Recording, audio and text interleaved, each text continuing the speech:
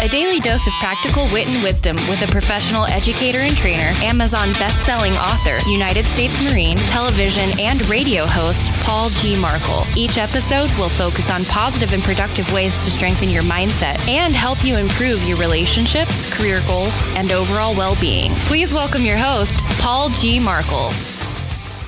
All right, welcome back, and you guys ready to go? You're not? Okay, well, if you're not ready to go, hit pause and come back later. But for the rest of us, we're going to start right now. Today, we're going to talk about a relief valve. Who is your relief valve? And you're like, well, but Paul, a relief valve is a safety feature that allows excess or dangerous pressure to be bled off or vented off before the pressure becomes too great and a catastrophic failure occurs. How many of you guys had moms or grandmas who had pressure cookers when you were young? You know, they had pressure cookers. I know that my mom did, my grandmothers did. They had a pressure cooker, and on top of the pressure cooker, there was a relief valve. And the relief valve was there to make sure that the pressure cooker didn't explode, right? That you didn't reach catastrophic failure. And all of you out there with engineering degrees understand about relief valves and pressure valves and so on and so forth. But we're not talking about physical machines here. We're talking about humans. Every person needs a relief valve. And when I say a relief valve, I mean another person that can help you bleed off the excess pressure before it builds up and, well, you have a catastrophic failure. Everyone has issues in their lives. That's part of being a human. And, your issues are different than my issues and so on and so forth. But the fact is, every once in a while, you get to a point where the pressures of the day, whether it's family pressures, work pressures, whether it's a combination of both family and work pressures, when those things build up to the point where you feel like you're going to explode, where you're going to have a catastrophic failure. I don't want you to have a catastrophic failure. I don't want you to explode. I don't want things to come apart at the seams for you. What I want is I want for you to have a relief valve. Now, in my life, I have been very, very fortunate that I have not one, but several people who act as my relief valves. I can pick up the phone any time of the day and any time of the night. I try and be a good friend. I don't call people at 3 o'clock in the morning. But if I need to vent, how many times have you ever heard someone say, "Oh, I just need to vent and then I'll feel better"? That's what you're doing. You're venting off that excess dangerous pressure. Now, being a relief valve kind of goes two ways. You can't just be the person that calls to vent constantly. You have to be the person that picks up the phone. All right? You may be involved in something. You may be really busy. You may have something going on, and your phone rings, and you look down because this is our modern world, and it's not like it was when I was a child when the phone rang, and you thought, gee, I wonder who's on the other end of the phone. I have to pick it up to find out.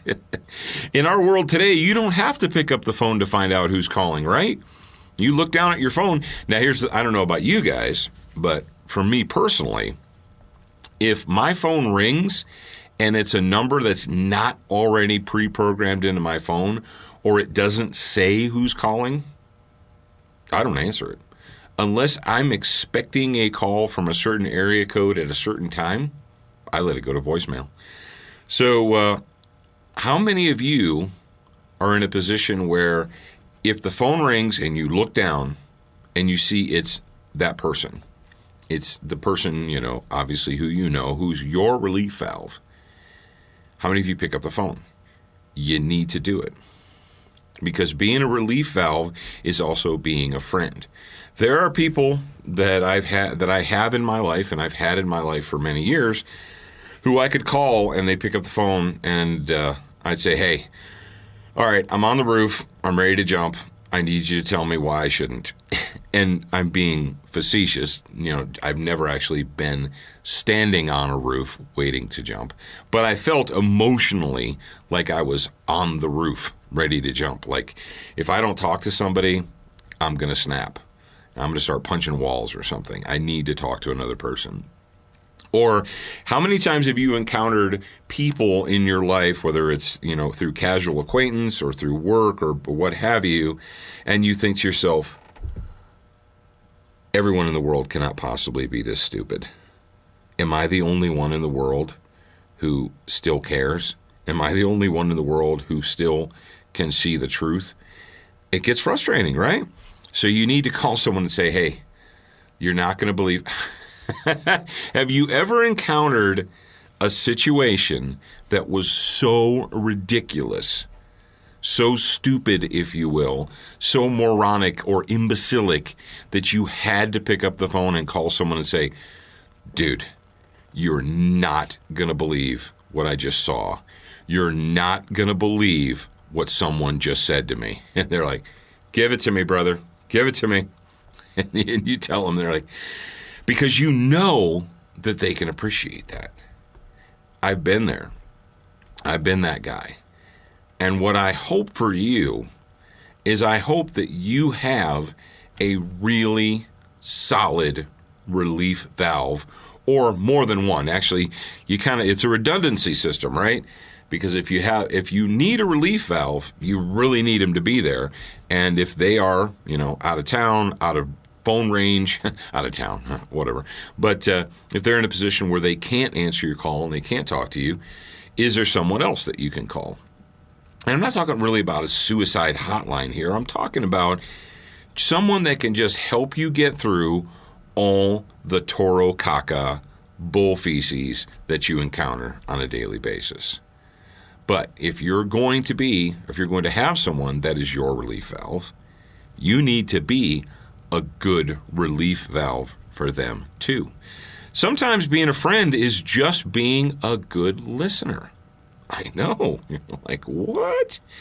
Yeah, sometimes being a friend is just being a good, patient listener.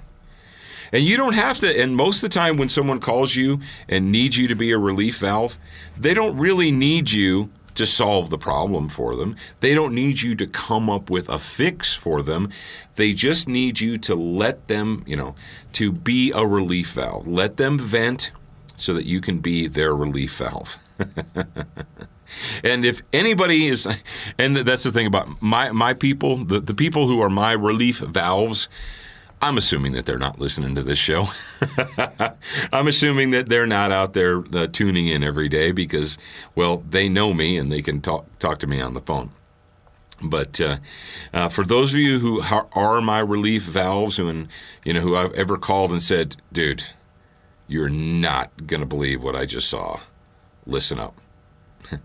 I appreciate you. I truly do. And I will do my best to be a relief valve for my friends as well. So as you go about your life, I want you to think about, and you know what? There may be somebody, since you heard this, you're like, you know what? That guy, that girl, that person, they are my relief valve, and they have been my relief valve for a long time.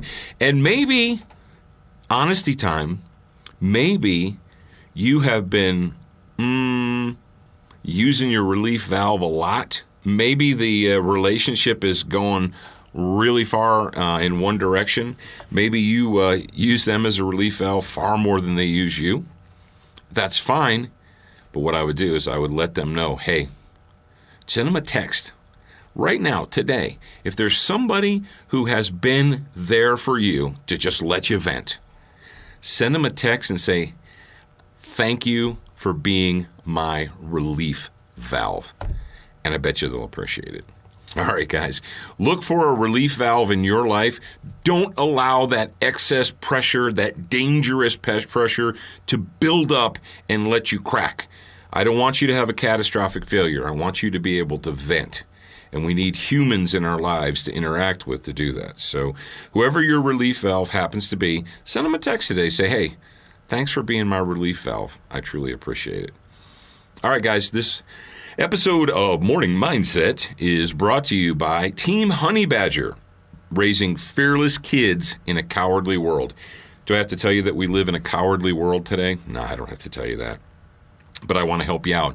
Go to Amazon.com and you can get Team Honey Badger as either a paperback or a Kindle version. So that book, once more, is Team Honey Badger, Raising Fearless Kids in a Cowardly World. I'm Paul Markle. I'll talk to you again real soon. Thank you for spending time with us today. To get show notes, submit a topic request, and for more from your host, Paul G. Markle, visit morningmindsetpodcast.com. That's morningmindsetpodcast.com. Please leave a review for this podcast on your favorite podcast player. We appreciate your time and effort, and we look forward to reading your honest feedback.